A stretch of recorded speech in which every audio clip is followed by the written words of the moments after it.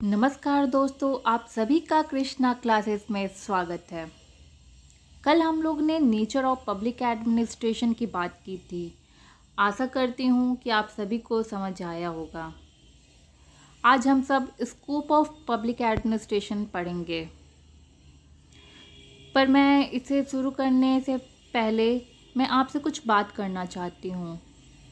कुछ समझने के लिए टू वे कम्युनिकेशन होना बहुत ही इम्पोर्टेंट है। आप सभी से यही बोलना है कि आप सभी अपना व्यू कमेंट करके दें कि आपको समझ आ रहा है या नहीं जो भी मैं पढ़ा रही हूँ। और क्रिटिक्स करने वाले और सपोर्ट करने वाले का भी स्वागत है, वो भी अपना ओपिनियन दे सकते हैं। तो आशा करती हूँ कि आप इस वीडियो में अपने विचार, अपने ओपिनियन शेयर करेंगे। चलिए let's get started the topic. हम बात करते हैं आज स्कोप ऑफ पब्लिक एडमिनिस्ट्रेशन की। There are two views regarding the scope of public administration, post scope view and subject matter view. हम यहाँ बात कर रहे हैं कि जो स्कोप ऑफ पब्लिक एडमिनिस्ट्रेशन है वो दो पार्ट में डिवाइड हुआ है। पहला post scope view, second subject matter view. Post scope का एक एक्रोनिम है, मीन्स शॉर्ट फॉर्म है। तो post scope means P for planning, O for organising, S for staffing, D for directing, CO for coordinating, R for reporting, B for budgeting. Post scope में ऐसे 7 word दिया है, पर CO जो है इसमें वो कोऑर्डिनेटिंग एक ही वर्ड है।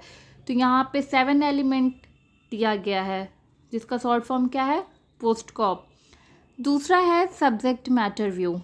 ये एम्फेसिस करता है on the services rendered and the function perform by N administrative agency. Subject matter में क्या है कि कोई भी फंक्शन किसके द्वारा परफॉर्म किया जाता है, एडमिनिस्ट्रेटिव एजेंसी के द्वारा। अब हम इन दोनों के बारे में डिटेल में पढ़ते हैं। Post scope, post scope acronym है जिसका मतलब है, मैंने पहले ही आपसे डिस्कस किया है, P for planning, O for organising, S for staffing, D for directing, C for coordinating, R for reporting and B for budgeting.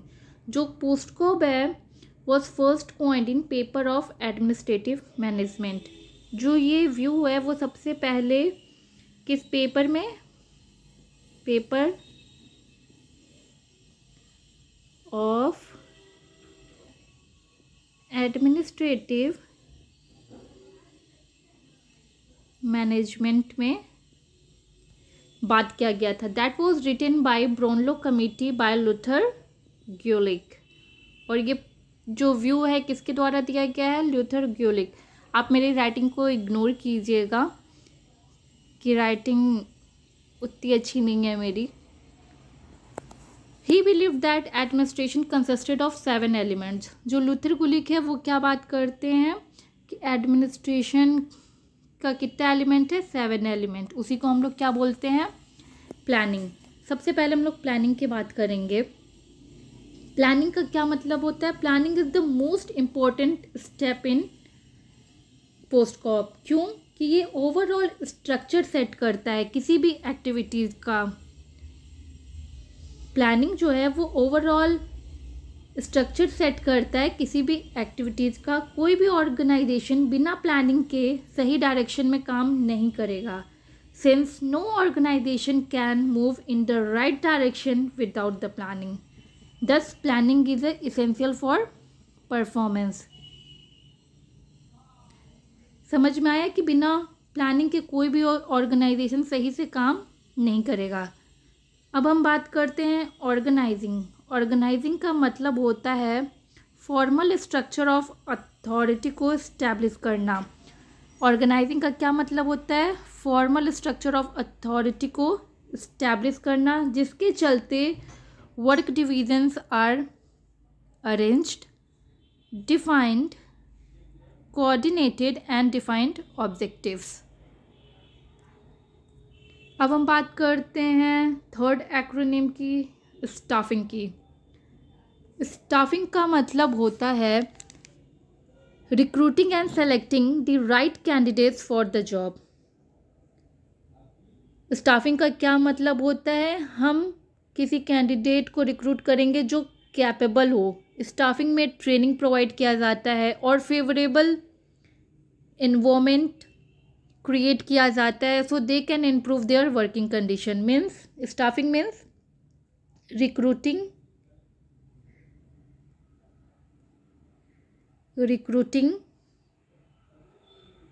And selecting right person for the job. Now directing means continuous task of making decision. Directing का क्या मतलब होता है, continuous task of making decision. The letter D stand for directing. Directing का मतलब होता है किसी को डायरेक्शन देना कि जिसको जो काम मिला है उसे वह अच्छे से करे। अगर आप किसी कंपनी में काम करेंगे, किसी एडमिनिस्ट्रेशन में काम कर रहे हैं, आपके बॉस आपको कोई डायरेक्शन देंगे और आपके बॉस का और आपका सेम ऑब्जेक्टिव है तो वो आपको डायरेक्शन देंगे, तो आप उस डायरेक्शन को फॉलो करते हुए अपने गोल को फुलफिल करेंगे। उसी को हम लोग क्या बोलते हैं, डायरेक्टिंग बोलते हैं।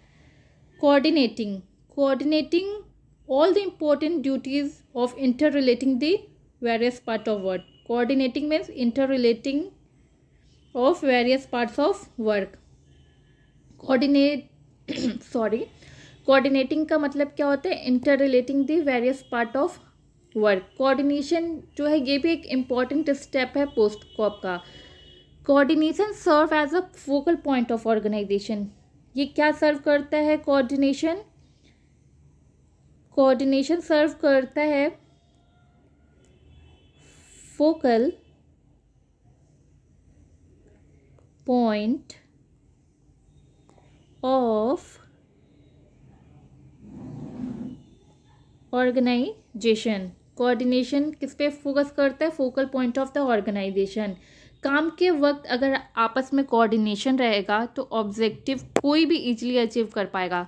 अगर आप और हम दोनों लोग का क्या काम है, एक ही ऑब्जेक्टिव है, तो अगर हम दोनों के बीच में आपस में कोऑर्डिनेशन रहेगा तो हम अपने गोल को इजीली अचीव कर पाएंगे। अब हम लोग 6th एक्रोनिम पे बात करते हैं। Are for reporting, keeping inform those to whom the executive is responsible as to what is going on. Reporting का मतलब होता है keeping one self and one subordinate informed through record, research और inspection. कि हम किसी को इन्फॉर्म करें, किसके थ्रू, रिकॉर्ड के through, record, research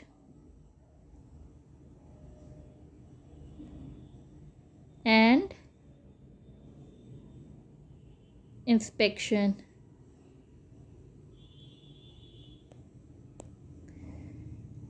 Now we are going to the last acronym of पोस्टकॉप, B for budgeting. Budgeting क्या है, ये लास्ट स्टेप है पोस्टकॉप का। Budgeting is the form of physical planning. Budgeting का मतलब क्या होता है, ये एक तरीके का फिजिकल प्लानिंग है, किसका, अकाउंटिंग एंड कंट्रोल का। बजटिंग एक तरीके का फिजिकल प्लानिंग है, अकाउंटिंग एंड कंट्रोल का। बजटिंग एक लास्ट स्टेप है पोस्टकॉप का। Budgeting means system of accounting and controlling of income and expenditure. Budgeting means system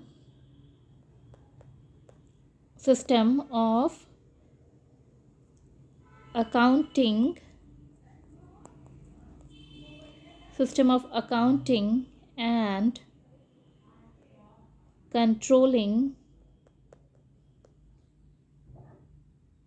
economic income and expenditure.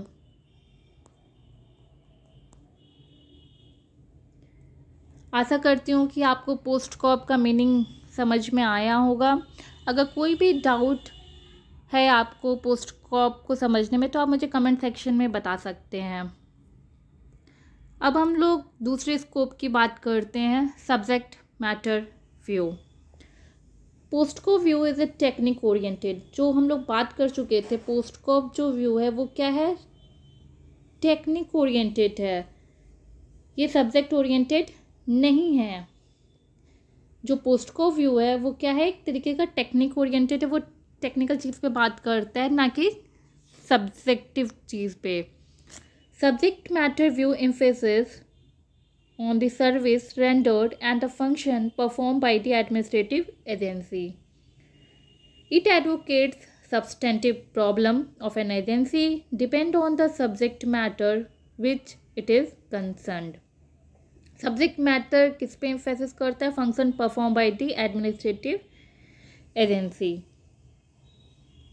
Public administration जो है वो सिर्फ एडमिनिस्ट्रेटिव टेक्निक पे, एडमिनिस्ट्रेटिव टेक्निक जैसे हो गया पोस्टकॉप, अकाउंटेबिलिटी और ट्रांसपेरेंसी पर काम नहीं करता।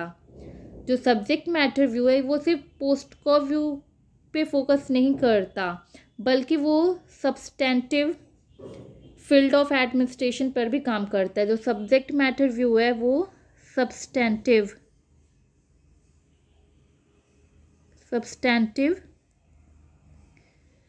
व्यू ऑफ एडमिनिस्ट्रेशन पर भी काम करता है। सब्सटेंटिव व्यू ऑफ एडमिनिस्ट्रेशन मतलब क्या होता है, फॉर एग्जांपल डिफेंस फील्ड में, एजुकेशन फील्ड में, पब्लिक हेल्थ में, सोशल वेलफेयर, एग्रीकल्चर और सो ऑन। सब्सटेंटिव का मतलब क्या होता है, सब्सटेंटिव का मतलब होता है कि ये सिर्फ पोस्टकॉप पे फोकस नहीं करता है। सब्जेक्ट मैटर व्यू सब्सटेंटिव का मतलब होता है ये एजुकेशन में, हेल्थ में, एग्रीकल्चर में, ये सब में काम करता है। इस सब्जेक्ट मैटर व्यू को आप एग्जांपल के थ्रू समझ सकते हैं। दो डिपार्टमेंट है, एक एडमिनिस्ट्रेशन ऑफ डिफेंस डिपार्टमेंट है और दूसरा एडमिनिस्ट्रेशन ऑफ एजुकेशन डिपार्टमेंट है। दोनों एक दूसरे से अलग हैं, इसलिए उनका मेथड ऑफ एडमिनिस्ट्रेशन भी एक दूसरे से अलग होगा। यहाँ पे क्या बात कर रहे हैं, यहाँ पे सब्जेक्ट मैटर व्यू में दो डिपार्टमेंट है, एक एडमिनिस्ट्रेशन ऑफ डिफेंस और एक एडमिनिस्ट्रेशन ऑफ एजुकेशन डिपार्टमेंट। दोनों एक दूसरे से अलग हैं, इसलिए उनका मेथड ऑफ एडमिनिस्ट्रेशन, इसलिए उन दोनों का क्या है, मेथड ऑफ एडमिनिस्ट्रेशन एक दूसरे से अलग होगा और दोनों का प्रॉब्लम भी अलग होगा। इसलिए यहाँ पर नॉलेज ऑफ सब्जेक्ट मैटर, इसलिए यहाँ पर knowledge of subject matter important role play करता है। क्यों important, knowledge of subject matter important role play करेगा, क्योंकि वहाँ पे दोनों के इफ़ेक्टिव एडमिनिस्ट्रेशन के लिए। लास्ट में यही कंक्लूड करना चाहूँगी कि सब्जेक्ट मैटर व्यू किस पे एम्फेसिस करता है, emphasis on the service rendered and the function perform by the administrative agency. ये एक वेरी इम्पोर्टेंट डेफिनेशन है, एग्ज़ाम में कई बार पूछा गया है। Administration is concerned with what and how of the government, what and how of the government। ये किसका डेफिनेशन है, ये डिमॉक का डेफिनेशन। आपको पूरी डेफिनेशन की ज़रूरत नहीं है, ये ट्रिक है। एडमिनिस्ट्रेशन व्हाट एंड हाउ किसने बात किया है, डिमॉक ने बात किया है। एडमिनिस्ट्रेशन क्या है और कैसे है, किसने बात किया है, डिमॉक ने बात किया है। What and how, डिमॉक। Hope you will understand the topic very easily. अगर अभी भी आपको नहीं समझ में आया है तो आप कमेंट सेक्शन में मुझे बता सकते हैं, मैं नेक्स्ट वीडियो से उसे और भी अच्छे से आपको समझाने की कोशिश करूँगी। Thank you for watching, please subscribe to my channel. Thank you so much.